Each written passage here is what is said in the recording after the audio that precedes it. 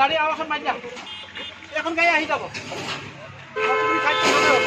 Channel যোগেদি সকলোকে ধন্যবাদ জ্ঞাপন কৰিছোঁ।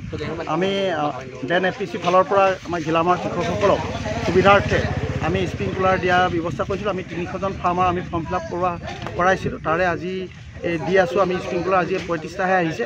পিছৰ পৰ্যায়ত আমি পৰ্যায়ক্ৰমে আমি সকলোকে দি থাকিম।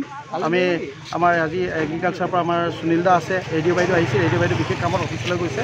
আমাৰ ফাৰ্মাৰসকলে এই কাৰণে দিয়া আছে, আমাৰ সৰিয়হ ছিজনত একেবাৰে বৰষুণ নাপায়, শালি ছিজনতো এইটো কণ্ডিশ্যন হৈ আছে। গতিকে মানুহে খুন্দাটোহেঁত লৈ পেলাই পুখুৰী বা খাল ডুঙৰ পৰা বা বৰিঙৰ পৰা উঠাই পেলাই অন্ততঃ মাটিখিনি ৰুব পাৰিছে আৰু স্প্ৰিঙেদি গোটেই মাটিখিনি বৰষুণ দিয়া আগতে পানীটো দিব পাৰিব। কাৰণ প্ৰকৃতিলৈ আশা কৰিলে আজিকালি একো খেতি নোপোৱা হৈছে।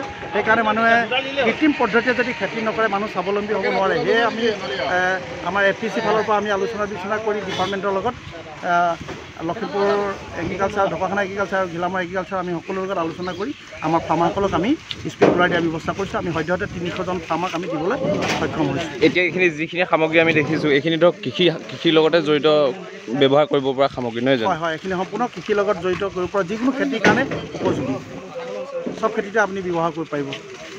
এইটো যিহেতু বিশেষকৈ ধান খেতিৰো সময়, গতিকে কৃষকসকলক এনেই আপোনাৰ আহ্বান কি থাকিব? আমি কৃষকসকলে এইটো আহ্বান, আপোনালোকে বতৰলৈ নাচাই পেলাই আপুনি ৰোৱাৰ পৰা যিটো পদ্ধতিত আমি যেনেধৰণে পানী দিব লাগে আৰু ডিপাৰ্টমেণ্টে আমাক সেইখিনি সুযোগ সুবিধা আমাক কৰি দিব। সময়ত আমি যিখিনি গাইড লাগে তেওঁলোকে সম্পূৰ্ণ গাইড দিব। আমি তেনেধৰণে কাম কৰিলে আমি স্বাৱলম্বী হ'ব পাৰিম। কৃষকসকলে এই সময়ত পানী যোগান দি খেতি মাটি দুগুণ উৎপাদন কৰা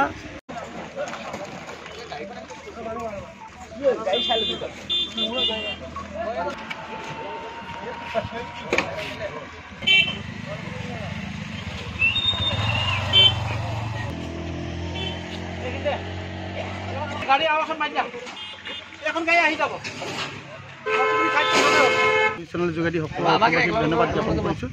আমি ডেন এফপিচি ফালৰ পৰা আমাৰ ঘিলামাৰ কৃষকসকলক সুবিধাৰ্থে আমি স্প্ৰিংকলাৰ দিয়াৰ ব্যৱস্থা কৰিছিলোঁ। আমি 300জন ফাৰ্মাৰ আমি ফৰ্ম ফিল আপ কৰাইছিলোঁ। তাৰে আজি দি আছোঁ। আমি স্প্ৰিংকলাৰ আজি 35টাহে আহিছে।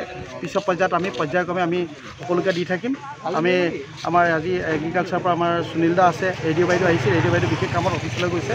আমাৰ ফাৰ্মাৰসকলে এই কাৰণে দিয়া আছে, আমাৰ সৰিয়হ ছিজনত একেবাৰে বৰষুণ নাপায়, শালি ছিজনতো এইটো কণ্ডিশ্যন হৈ আছে। গতিকে মানুহে খুন্দাটোহেঁত লৈ পেলাই পুখুৰী বা খাল ডুঙৰ পৰা বা বৰিঙৰ পৰা উঠাই পেলাই অন্ততঃ মাটিখিনি ৰুব পাৰিছে আৰু স্প্ৰিঙেদি গোটেই মাটিখিনি বৰষুণ দিয়া আগতে পানীটো দিব পাৰিব। কাৰণ প্ৰকৃতিলৈ আশা কৰিলে আজিকালি একো খেতি নোপোৱা হৈছে। সেইকাৰণে মানুহে কৃত্ৰিম পদ্ধতিৰে যদি খেতি নকৰে মানুহ স্বাৱলম্বী হ'ব নোৱাৰে। সেয়ে আমি আমাৰ এফপিচি ফালৰ পৰা আমি আলোচনা কৰি ডিপাৰ্টমেণ্টৰ লগত লখিমপুৰ এগ্ৰিকালচাৰ, ঢকুৱাখানা এগ্ৰিকালচাৰ আৰু ঘিলামাৰ এগ্ৰিকালচাৰ আমি সকলোৰ লগত আলোচনা কৰি আমাৰ ফাৰ্মাৰসকলক আমি স্প্ৰিংকলাৰ দিয়াৰ ব্যৱস্থা কৰিছোঁ। আমি সদ্যহতে 300জন ফাৰ্মাক আমি দিবলৈ সক্ষম হৈছোঁ। এতিয়া এইখিনি যিখিনি সামগ্ৰী আমি দেখিছোঁ এইখিনি ধৰক কৃষিৰ লগতে জড়িত ব্যৱহাৰ কৰিব পৰা সামগ্ৰী নহয় জানো? হয় হয়, এইখিনি সম্পূৰ্ণ কৃষিৰ লগত জড়িত কৰিব পৰা যিকোনো খেতিৰ কাৰণে উপযোগী, চব খেতিতে আপুনি ব্যৱহাৰ কৰিব পাৰিব। এইটো যিহেতু বিশেষকৈ ধান খেতিৰো সময়, গতিকে কৃষকসকলক এনেই আপোনাৰ আহ্বান কি থাকিব?